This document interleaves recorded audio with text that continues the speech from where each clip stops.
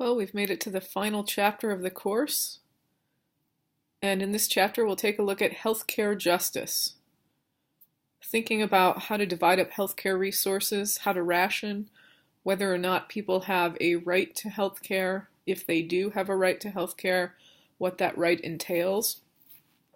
So this chapter is going to take us away from the more personal or subjective issues that we've been looking at in previous chapters with respect to personal moral questions and dilemmas, and make this a more broad social question, which is a question of justice. So underlying the issue of healthcare justice is the fact that we have finite resources, limited resources, to deal with all of the healthcare needs of the people in our society. So the costs inherent in giving adequate healthcare restrict the amount of healthcare that we can give,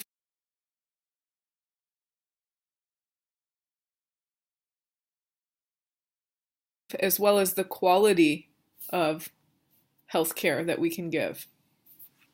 So in addition to the principles of autonomy and beneficence, which we have looked at a great deal over the course of the semester, we will also be concerned, and primarily so, with issues of justice in this chapter. We know that autonomy is concerned with the freedom of patients to make choices about their own health care, about their own bodies, and beneficence is the moral standard that is concerned with physicians and other healthcare providers acting for the well-being of a patient, and also the principle of non-maleficence, avoiding harm to patients. Now the primary focus on a broader social scale becomes the standard of justice. That is the moral standard that claims that we ought to ration healthcare in a fair and equitable manner. One thing to remember is that this textbook was published in 2013, so after the Affordable Care Act was written, but prior to its going into effect. So by currently, we mean currently prior to 2012, 2013. Our system is not only unjust, it is ineffective and unsustainable. So this is a claim that is made not by any particular argument, but a general claim and a general understanding about the healthcare system in the United States. We'll see some particular facts and figures that show us why this claim is a legitimate description of healthcare in our country. So first, it's unjust. That is, it's not a fair system. But beyond that, beyond questions of justice, if we look at the utility of our system, we will also see that it is ineffective and it's not sustainable over time. Some important facts about our system in the United States are that because of the very high costs of healthcare in our country, many people have gone without coverage, and that has been on the rise.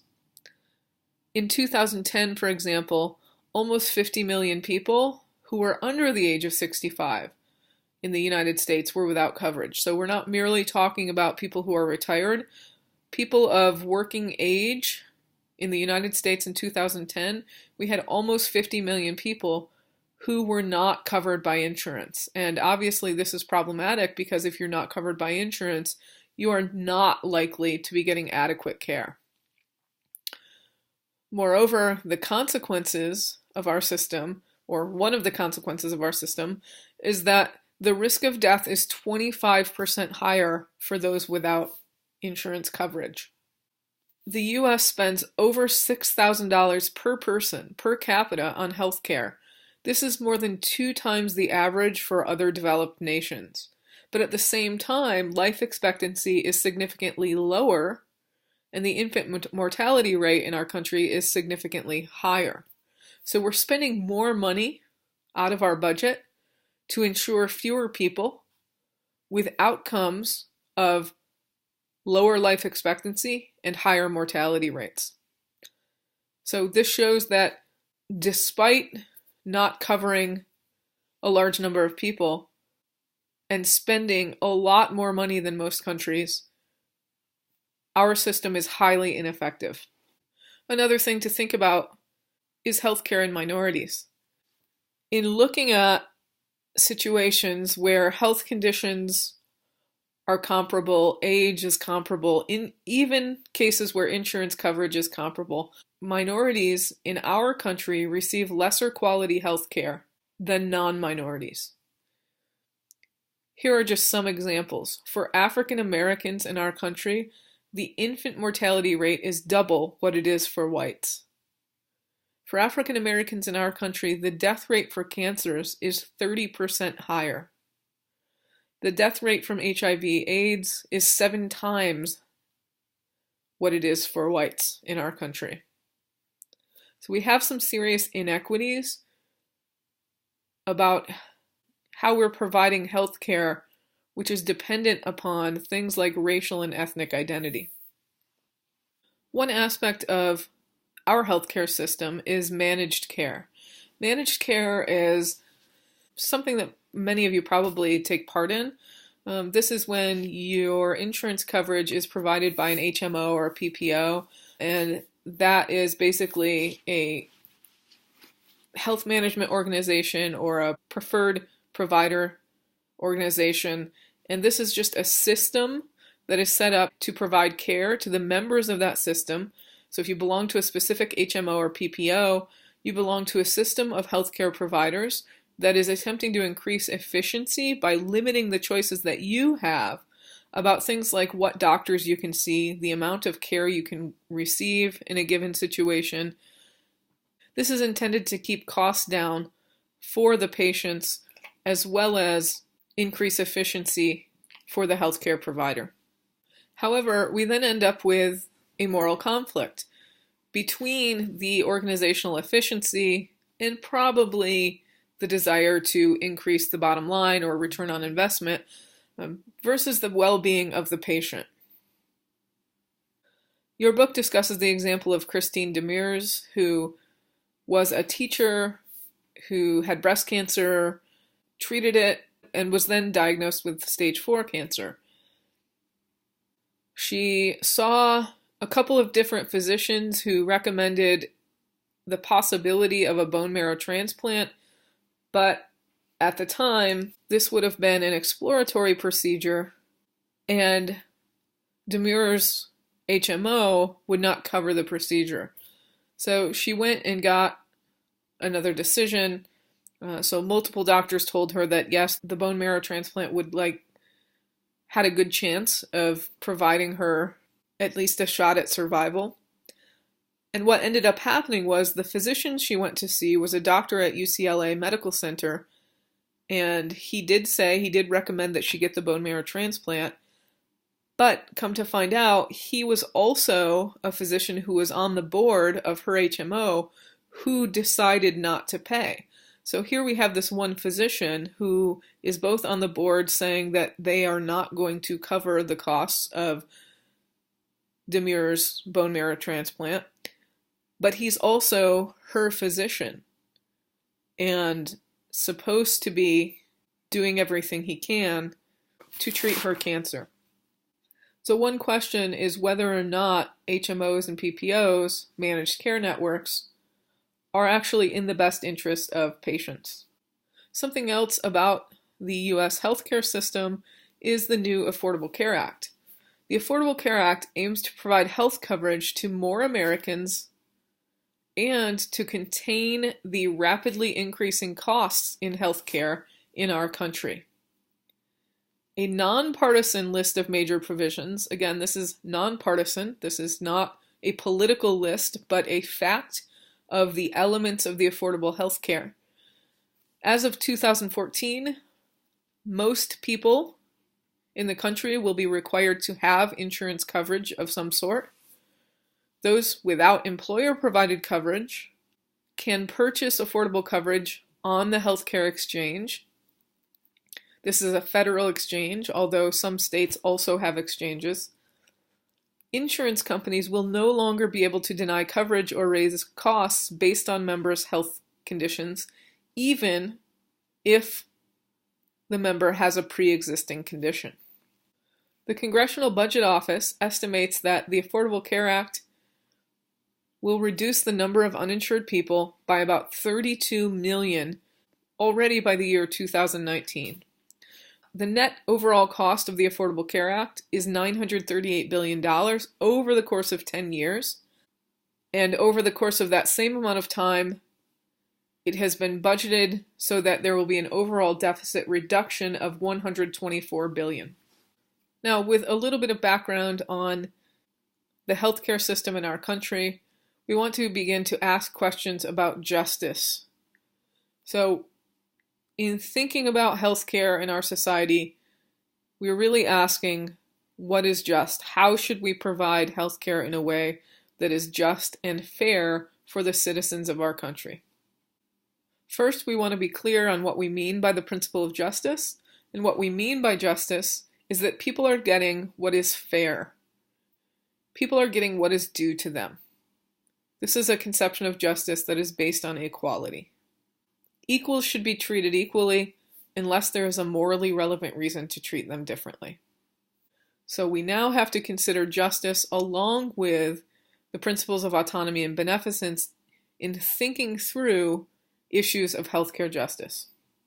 The kind of justice that we are concerned with when we're talking about healthcare is distributive justice.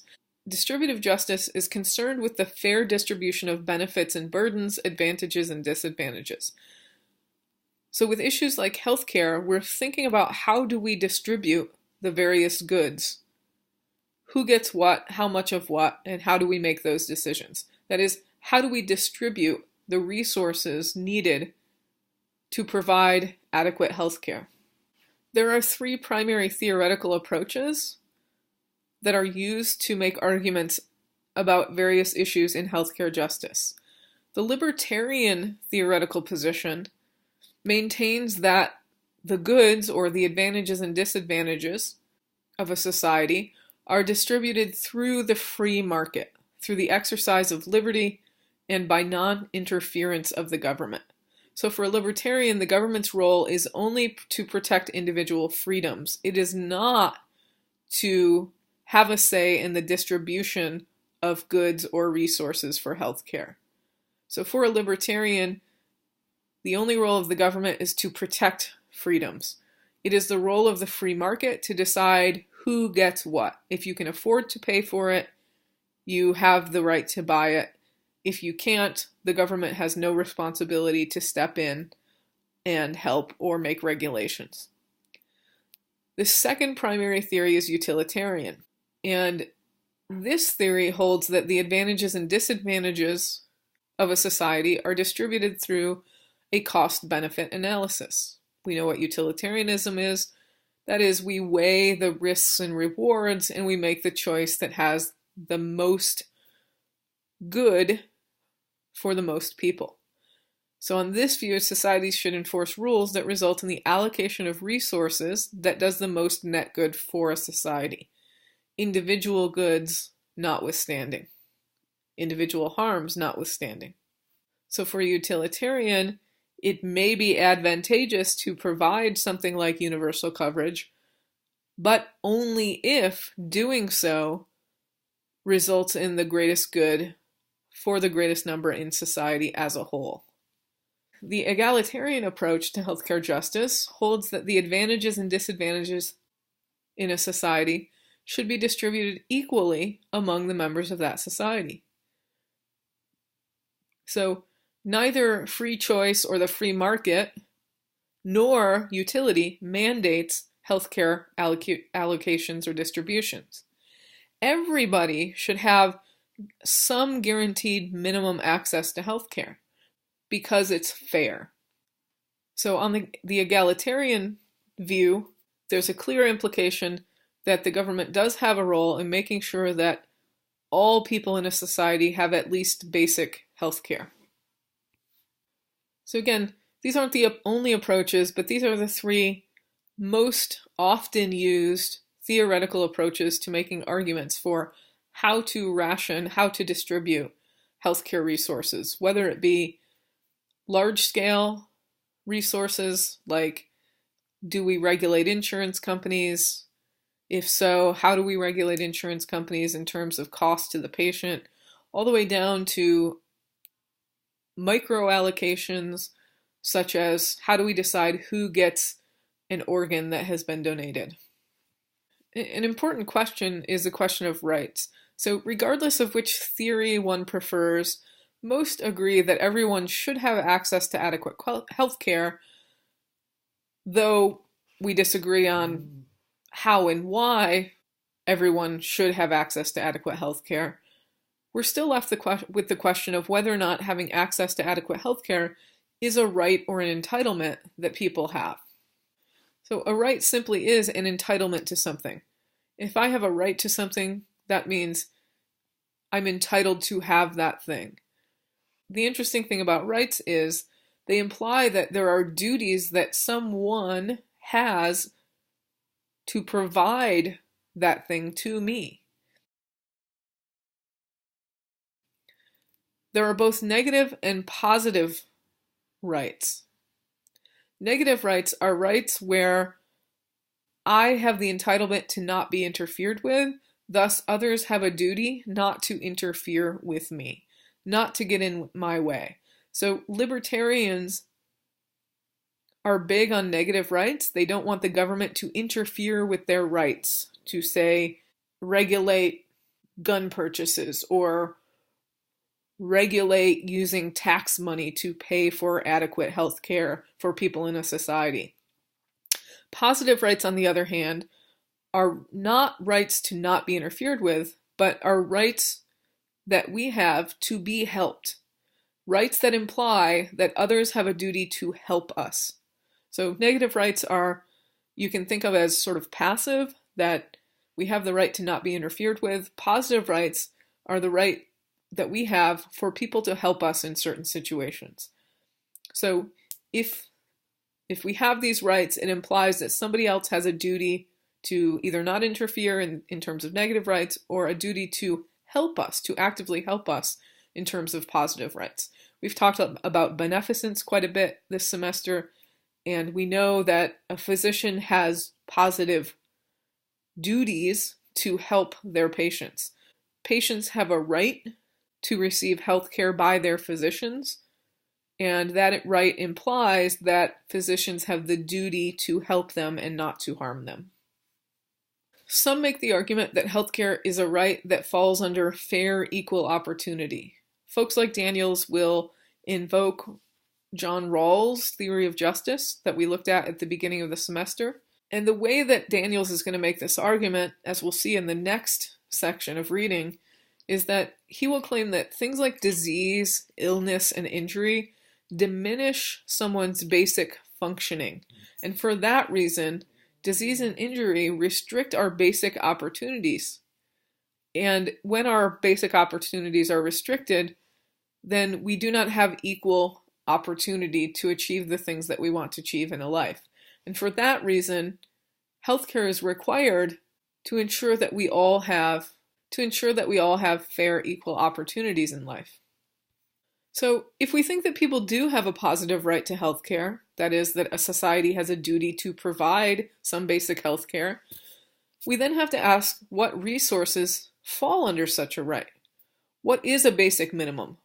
What does a government or a society have the duty to provide for its people in terms of healthcare resources? We know that access to healthcare and choices about our healthcare are limited because resources are limited. They're not infinite. Some people argue for a universal minimum through a tiered structure. A tiered structure would be a structure where everybody has some basic resources available to them, like visits to a physician, access to treatments, and so on and so forth. But then there's a second tier where people can purchase additional coverage, additional resources like elective surgeries and other things that would not be available under the first tier of basic resources. A lot of people who reject arguments based on rights or even based on justice as fairness do agree, though, that a minimum universal or something like it is required simply out of prudence or beneficence, that we ought to do it not because of justice, not because people have a right to health care, but because it's the right thing to do in terms of beneficence, treating people well, or prudence, that there are many arguments that it's actually more expensive not to provide universal coverage. And that, in fact, is true. Let's talk a bit about the ethics of rationing. So we know that healthcare needs are limitless, but resources are limited. So the fact of the matter is that rationing is necessary.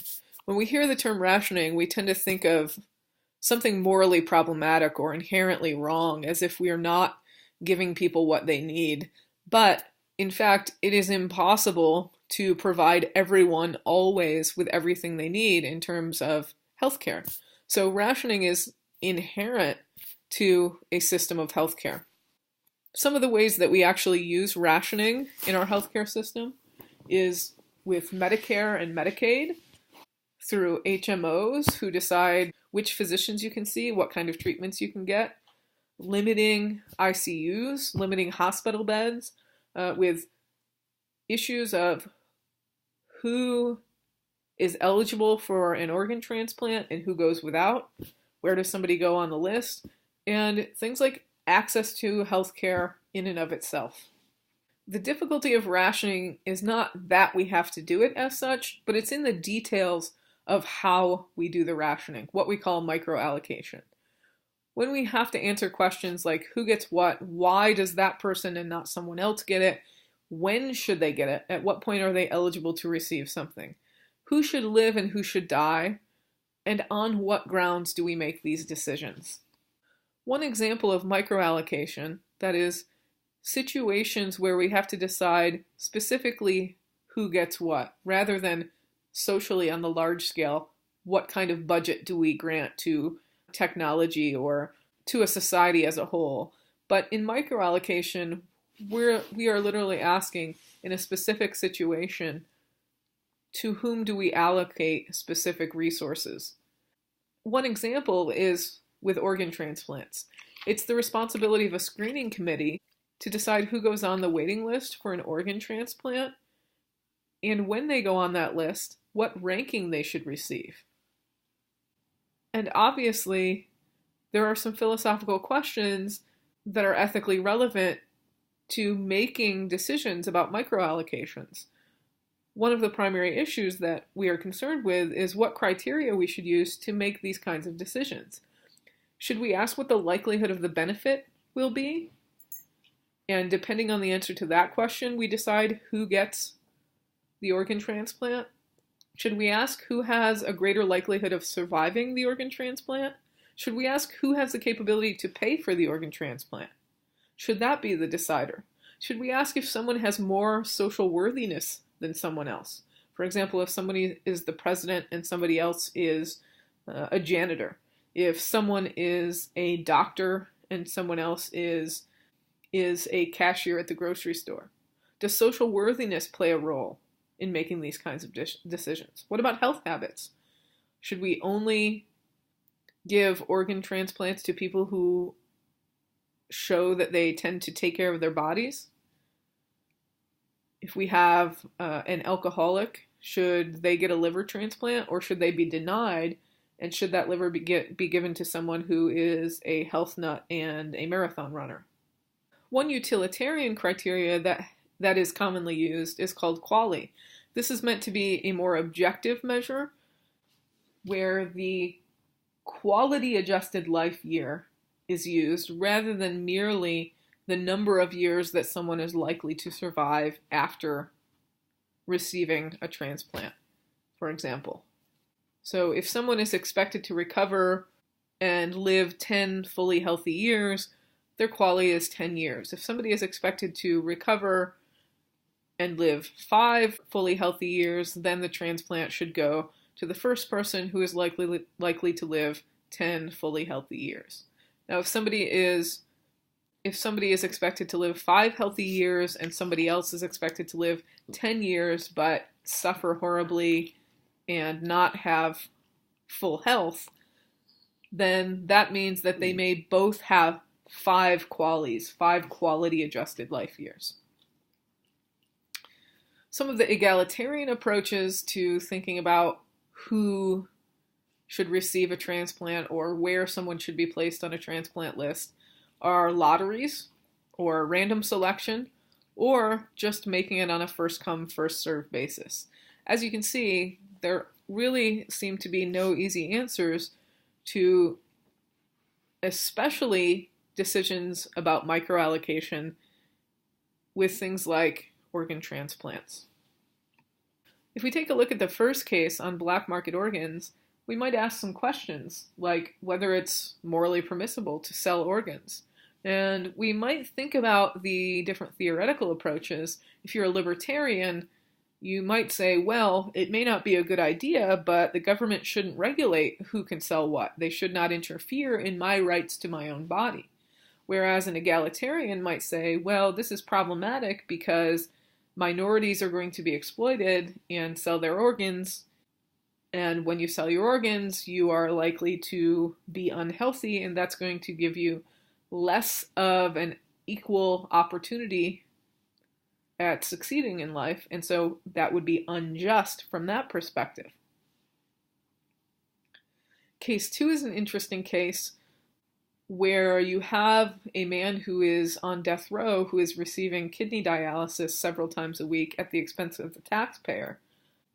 This case asks us to consider whether or not this man has a right to health care, whether or not society has the duty to provide this health care for him, or whether his social status affects his right to have access to the health care that he needs, or not. In case 3, we have a situation where an insurance company refuses to pay for part of a procedure, and a physician has to ask whether or not he has a duty to continue with the surgery despite the hundreds of thousands of dollars of costs that will not be covered. So we want to ask whether it's ever morally permissible to not treat someone, to withhold health care because a person can't pay. And if that's the case, we might then have to revisit the question of whether healthcare should be universal. All right, we'll talk more in depth about healthcare justice with the additional readings next time.